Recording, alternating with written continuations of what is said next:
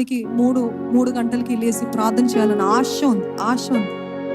కానీ అట్లాంటి టైంలో బెడ్ ఎట్లుంటుందండి? పరలోకంలో ఉన్నట్టు ఉంటుంది కదా. ఎంత హాయిగా, ఎంత సుఖముగా. అసలు ఆ బెడ్షీట్ అప్పటి వరకు కరుకుగా ఉంటుంది, కానీ పడుకున్నప్పుడు, నిద్రలో ఉన్నప్పుడు, లేద్దాం అనుకున్నప్పుడు ఒక గులాబీ పూలతో చేయబడిన బ్లాంకెట్ లాగా ఉంటుంది కదా. ఎంత సాఫ్ట్గా, అసలు అదేదో తేలుతున్నట్టు, గాలో తేలుతున్నట్టు ఉంటుంది. ఎందుకు? అప్పటి వరకు నిద్ర రాదు, కానీ ఎప్పుడైతే ఈ సమయము నేను లేచి ప్రార్థన చేద్దామంటే అప్పటికి మించిన సుఖము ఇంకెప్పుడు కూడా ఉండదు. అనుభవించరేమో, అంత సుఖాన్ని అనుభవిస్తారు. సో అట్లాంటి టైంలో నిజంగా మీరు అధిగమించి, నేను వినను, నాకు ఇది సుఖంగా ఉంది, నాకు చేయాలనిపిస్తుంది, కానీ నేను దీన్ని ఎదుర్కొని నేను లేచి ప్రార్థిస్తానంటే మీరు ఎవరికి లొంగుతున్నారు, ఎవరికి నో చెప్తున్నారు? ఆత్మదేవుడికి yes and no to your flesh.